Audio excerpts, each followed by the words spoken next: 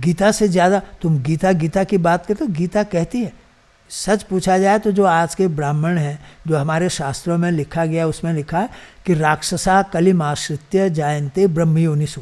जितने भी राक्षस 24 अवतारों में या 10 अवतारों में, समस्त अवतारों में भगवान ने जिन राक्षसों को मारा था उनको सद्गति देनी थी, इसलिए कलयुग में उनको ब्राह्मण बनाया। इसीलिए तो इन्होंने सारे धर्म को, सब जितने गुरु गुरायन, जितने कलयुगी व्यास और तुलसीदास में, सब ने धर्म को बिल्कुल व्यापार बना दिया। बच्चे भी जैसे नेताओं के बच्चे नेता बन गए, मिनिस्टर बन गए, वैसे उनके भी बच्चे सब के सब धर्म के व्यापारी बन गए, सब प्रवचनकर्ता बन गए हैं। बाबा, गुरु, गुरायन, महंत, महंतान्या जितने भी हैं। इसलिए उन्होंने ये बात कही, ये राक्षस, इनको हमने सद्गति देने के लिए ब्राह्मण बनाया कलयुग। ये राक्षस थे उस ज़माने में, भगवान के हाथ से मारे हुए। आप गाली देते हो कि मनु महाराज ने ये कहा कि मनुवाद नहीं, उन्होंने कहा जन्मना जायते शूद्र कर्मणा द्विज उच्यते। जन्म से सब लोग ब्राह्मण, वो शूद्र हैं भाई। जन्मना जायते, कर्म से कर्मणा द्विज उच्यते, उसको उसके संस्कारों से वो ब्राह्मण बनता है, क्षत्रिय बनता है। माने जन्म से तो वो शूद्र ही है, ये मनु महाराज खुद कहते हैं। तो इसलिए मनु जी पर ये आक्षेप करना कि ये मनुवाद ने बनाया, ऐसा कुछ नहीं है। लोग कभी कभी कहते हैं कि साहब वाल्मीकि जी ने, वाल्मीकि रामायण में लिखा हुआ है, जो उसको एक शूद्र को मारा भगवान राम ने। नहीं, वाल्मीकि रामायण का उत्तरकांड वाल्मीकि जी ने नहीं लिखा। ये तो रामायण से, वाल्मीकि जी की रामायण से ही बहुत स्पष्ट होता है कि वाल्मीकि जी न तो रामचंद्र भगवान के समय में थे और न उत्तरकांड उन्होंने लिखा। उत्तरकांड या तो किसी पुरोहित, पंडे, पुजारी ने लिखा है, किसी हो सकता है ब्राह्मण आप कह सकते हैं, पुरोहित, पंडा किसी ने लिखा, या किसी शूद्र ने ही लिखा है। पर शूद्र के लिखने के चांस कम है। लेकिन वाल्मीकि जी ने तो बिल्कुल भी नहीं लिखा, बहुत साफ। इस पर तो बहुत बात हो सकती है, वो कोई नहीं। इस देश में बहुत सारी गलत फहमियाँ लोगों को, जैसे भगवान राम के द्वारा रामेश्वरम में शिव की स्थापना करना, वो तो कहीं न तो भगवान वाल्मीकि जी ने ये बात लिखी रामायण में कि वहाँ पर भगवान राम ने शिवलिंग की स्थापना की, न ये महाभारत में है ये बात, न बहुत सारे पुराणों, माने 18 महापुराणों में से 14-15 में तो ये बात है ही नहीं, लिखी नहीं, जबकि उनमें राम कथा पूरी है। पर रामायण त्रेता युग की है, उसके बाद महाभारत है द्वापर युग का, और उसमें बहुत बड़ी राम कथा है महाभारत में, लेकिन कहीं शिवलिंग की स्थापना की बात ही नहीं आई। न भगवान राम के द्वारा वो सेतु तोड़ने की बात आई है, बल्कि उसमें महाभारत में तो ये भी सिद्ध होता है, बहुत स्पष्ट सिद्ध होता है कि महाभारत के समय पर जब वो राम कथा सुनाई गई थी, उन्होंने तब भी ये कहा था, उस समय सुनाते समय जब परीक्षित के पुत्र को सुनाई थी, उन्होंने कहा कि आज भी वो राम सेतु, वो नल सेतु के नाम से आज भी वो सेतु मौजूद है। राम सेतु नहीं था, भगवान राम को राम सेतु, जिन्होंने सारा राज लंका का विभीषण को दे दिया, उनको राम सेतु लगाने से क्या, उसका नाम था नल सेतु। राम सेतु तो कभी उसका नाम नहीं। तो वो नल सेतु की बात सब में आई है, महाभारत में भी आई, रामायण में भी आई, वाल्मीकि, पर शिवलिंग की स्थापना की बात नहीं आई, और कई पुराणों में भी ये बात नहीं आई। इसलिए ये समझना अब हमको ज़रूरी है थोड़ा सा कि ये जो आरक्षण की बात है, ये आरक्षण merely on the basis, on the ground of belonging to a particular caste, creed, religion, gender, community, race, etc., or perpetuation of reservation on any such consideration in the services under the state, whether through recruitment, appointment, or promotion, is open violation of constitutional mandate under Article 16, और Article 16 है, बल्कि including Article 15 and 14 जो equality before law, even Article 335 335 का भी उल्लंघन है ये, अगर सच पूछा जाए। Article 14 is equality before law, it is an fundamental right. Article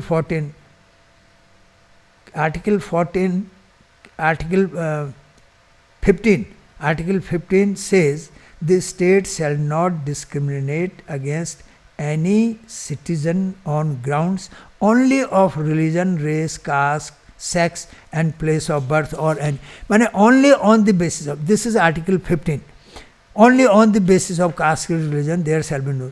दूसरा वो कहता है कि no citizen shall on grounds only of religion, race, caste, sex, place of birth or any of them be subject to any disability, liability, restriction or conditions with regard to access to wells, hotel, tank और ये सब चीज़ों, माने केवल इसलिए कि वो किसी कास्ट का, किसी जाति, किसी उनको माने होटल में किसी क्या कहते हैं वेल्स यानी ये तालाब, इनमें किसी पानी के स्थान, ये स्पोर्ट्स एंटरटेनमेंट, इससे रोका नहीं जा सकता है। ये आर्टिकल 15 है।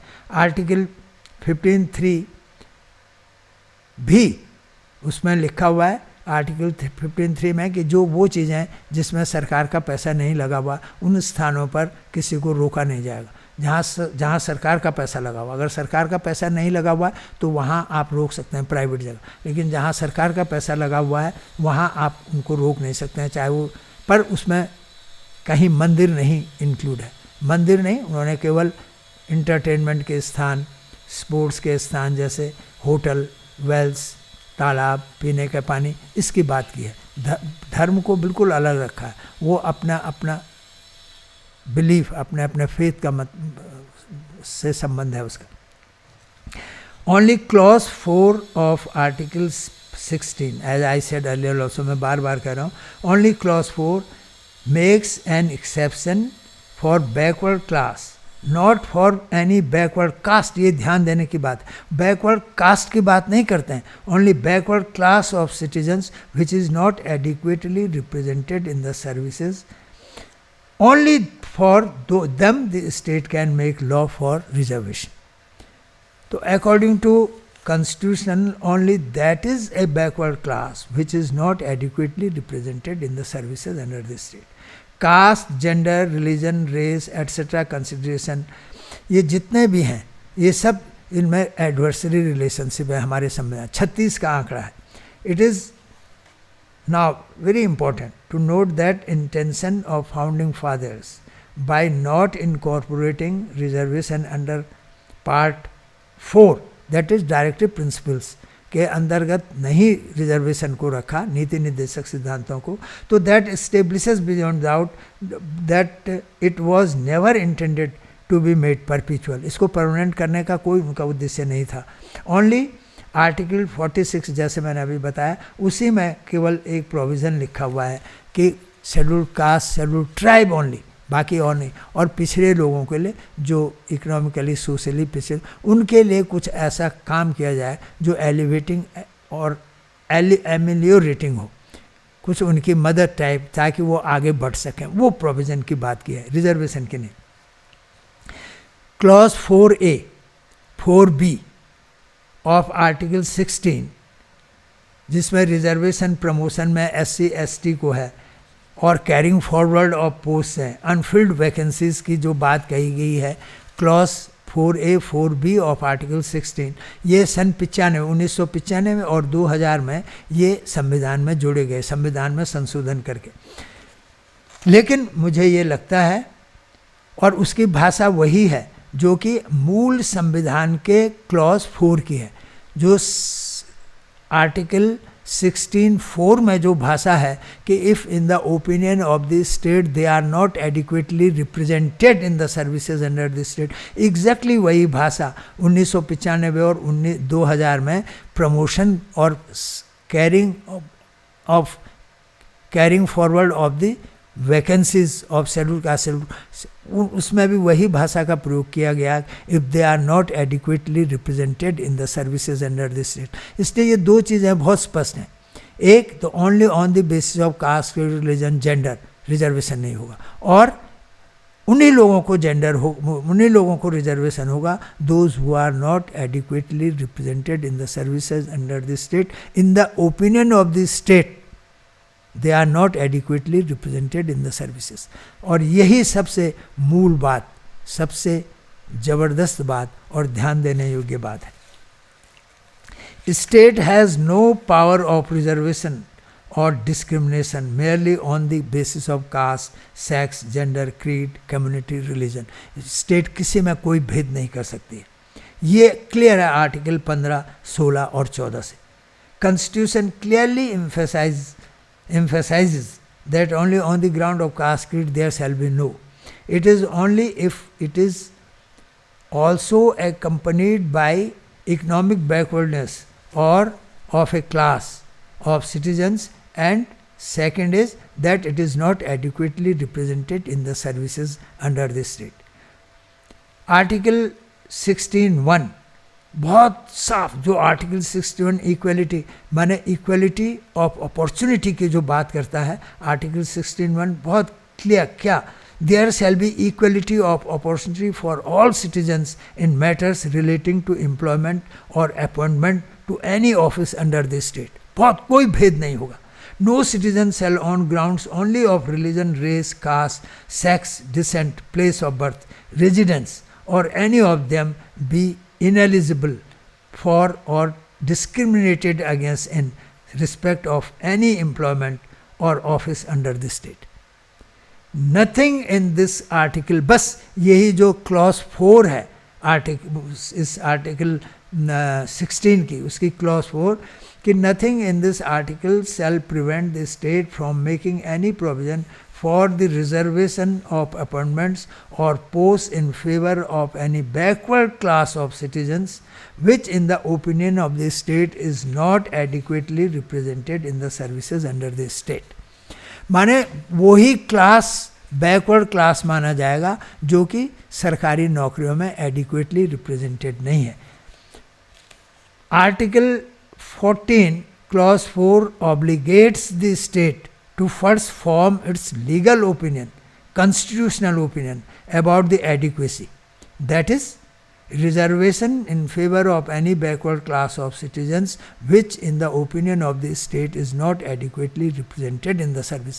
पहले इस चीज़ को क्लियर करना पड़ेगा, ये लीगल ओपिनियन उनको बनानी पड़ेगी. which class, which is that class which is not adequately represented in the services. जो भी क्लास adequately represented नहीं है वो ही backward class है. और वो adequately represented का मतलब equality नहीं है. equal नहीं है कि सब क्लास जैसे ब्राह्मण, क्षत्रिय, वैश्य जितने भी हैं या दलित या ये दूसरे लोग जितने हैं वो सब इक्वली रिप्रेजेंटेड हो. नो, वो एडिक्वेटली रिप्रेजेंटेड की बात कर रहे हैं, इक्वलिटी की नहीं. एडिक्वेट कभी भी इक्वलिटी नहीं, किसी भी डिक्शनरी में एडिक्वेट का मतलब इक्वलिटी नहीं. आर्टिकल 335 में there could be no discrimination amongst the classes of citizens in the matter of maintaining of efficiency of administration or any concession thereof. 335 में बहुत क्लियर है कि एडमिनिस्ट्रेशन जो एफिशिएंसी ऑफ एडमिनिस्ट्रेशन पर कोई कंप्रोमाइज़ नहीं होगा. रिजर्वेशन के बावजूद भी आप वो कंप्रोमाइज़ नहीं कर सकते, आपको उसमें कोई सहूलियत नहीं दी जाएगी. It is only in the matter of promotion that article 335 335 में ये दिया गया हुआ SC ST को कुछ कंसेशन दिए गए हैं कि उनको प्रमोशन में उनके नंबर्स के लिए या प्रमोशन में उनको कुछ रिजर्वेशन के लिए कुछ सहूलियतें दी जाएगी. Clause 4 of article 16 of the Constitution mandatorily obligates the state to first form its objective constitutional opinion, not subjective, about the adequacy of representation of such backward class, not caste, whether they are adequately represented in the services under the state, taking their collective number throughout the country or particular state before making any provision for reservation or continuation thereof in appointments or posts. Constitutional provision, backward class of citizens which in the opinion of the state is not adequately represented in the service under the state, in clause 4 of article 16 gives no power to state to provide wholesale reservation on the basis of caste or classify any or certain caste as backward or political considerations, without first determining or forming opinion about the status of each of the castes, that is, the adequate representation of each caste in the services under the state, taking such collective number throughout the length and breadth of the country or a particular state. What would be legal adequacy, or would be the fair and legal measurable criteria for a state to determine adequate representation in the services under the state, is to be determined first. Population is the only one criteria, and the state, without first determining and laying down such criterion would not proceed with reservation at all, could not proceed. Fundamentally and basically, Article 16 envisages equality of opportunity in the matters of public employment or appointment. Under the state, read with Article 15. Of course, Article 14 without exception envisages right to equality before law to all citizens of the country. It is now important to note all the clauses repeat if in the opinion of the state any class, such class is not adequately represented in the services under the state. Again, to be noted that adequate representation is the only criteria for reservation, not that it should be equal representation or politics should or could play any necessary role in reservations. Now, one is that adequate representation है या नहीं है, और दूसरा only on the basis of caste, creed, religion there can't be reservation, and second, it must be that they are not the class, the backward class is not adequately represented in the services. Adequately representation मैंने यथावत, एक उचित, जिसको कहते हैं आप समुचित भी कह सकते हैं, सफिशिएंट कह सकते हैं, इतना रिजर्वेशन पर इक्वल, उसका मतलब इक्वल है. आज स्थिति ये हो गई है कि लोग जो शेड्यूल कास्ट, शेड्यूल ट्राइब मैं नहीं कह सकता, पर शेड्यूल कास्ट और बैकवर्ड क्लास ऑफ सिटीजन्स, जिनको बैकवर्ड कास्ट जिन्होंने कह दिया, आज वो इक्वलिटी से भी ऊपर है. आज वो आर्टिकल 14 इक्वलिटी बिफोर लॉ से भी ऊपर हो गए. आज वो और भी मौज कर रहे हैं. इतना उन लोगों का हो गया. आज दूसरे लोग, जितने भी दूसरे लोग हैं, ब्राह्मण, क्षत्रिय, वैश्य या दूसरे लोग या कायस्थ, मुस्लिम, ईसाई, ये लोग तो सब धरे रह गए. उनका कुछ भी नहीं हो पा रहा है. उनसे भी बहुत ज़्यादा जो बैकवर्ड क्लास और शेड्यूल कास्ट लोग हो गए. अभी शेड्यूल ट्राइब शायद उस स्थिति में नहीं पहुँचे. This means that besides caste and gender there must be something more, that is socio economic backwardness, poverty, illiteracy, and that would include Muslims, Christians, Parsis, also for the purpose of reservation.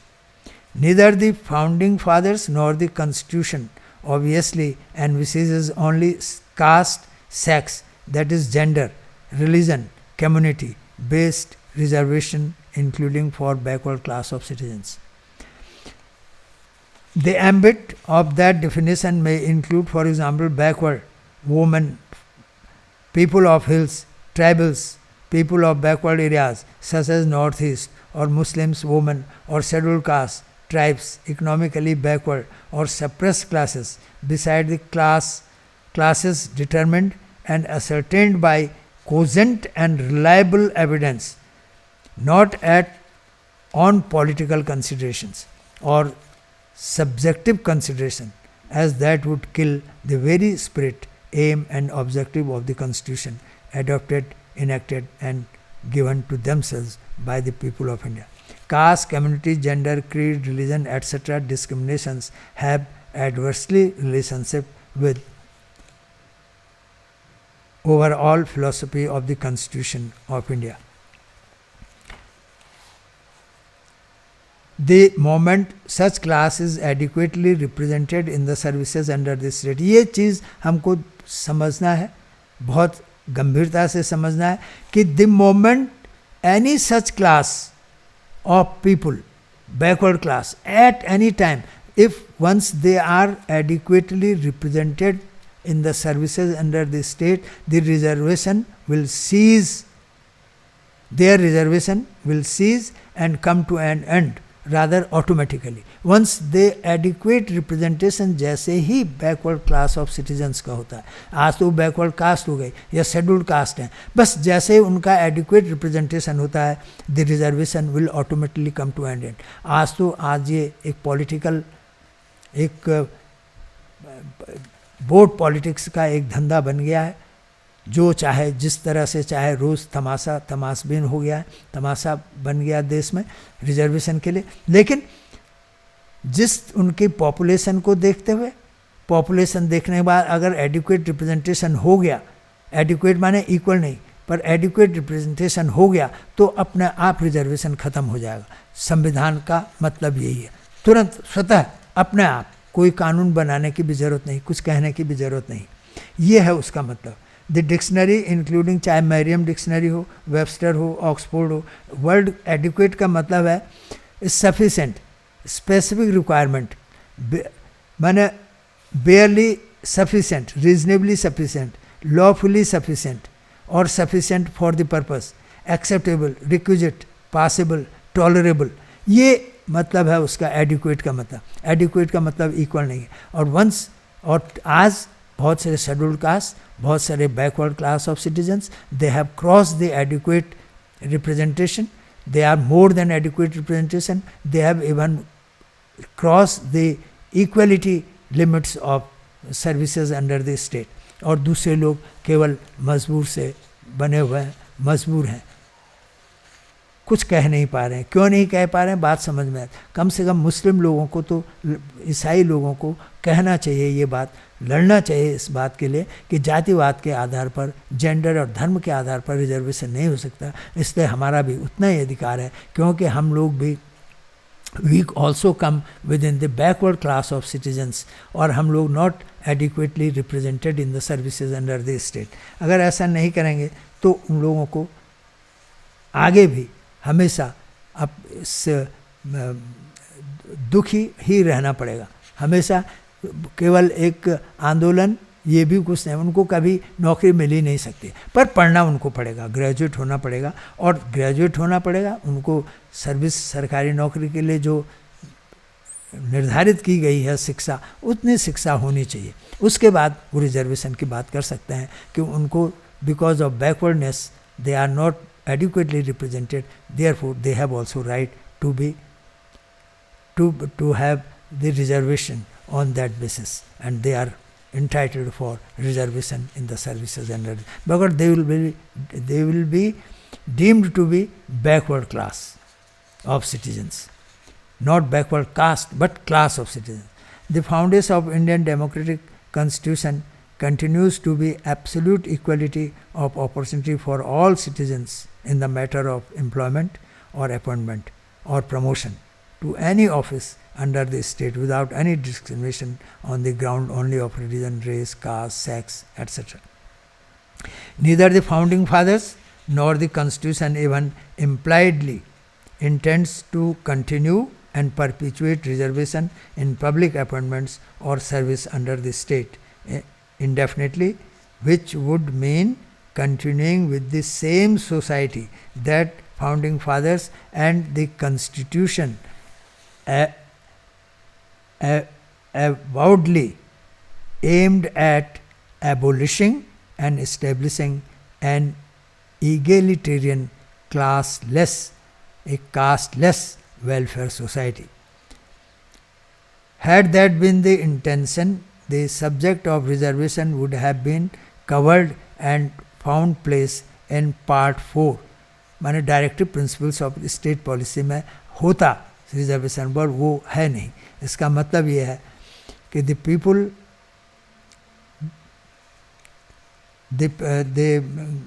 the constitution makers, the founding fathers were sure, and they were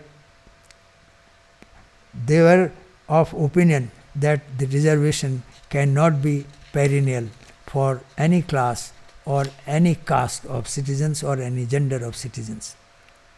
That's why it was not included in Part 4, that is Directive Principles of State Policy, the vision of the people of India. Reservation and promotion are also unconstitutional, besides being inhuman, amounting to utter violation of UN Human Rights Charter and liable to be challenged, being worse than racial discrimination, as it discriminates amongst the constitutionally equal citizens. In any case, reservation would not extend beyond the limit of adequate representation as is stipulated in the Constitution. It is therefore obligatory on the state or to count and appraise the number of SC, ST and backward classes at intervals at least once in every year, whether any of such class or classes or castes have reached adequate limit or exceeded that limit to have otherwise exceeded the number of other classes in the services under the states, so that their reservation may not continue beyond such limit and not become an advantage over law and privilege over equality. Such counting would be based on number of posts held by these classes collectively in proportion to their population, vis-a-vis others being comparable as adequate, not at par or equal to others.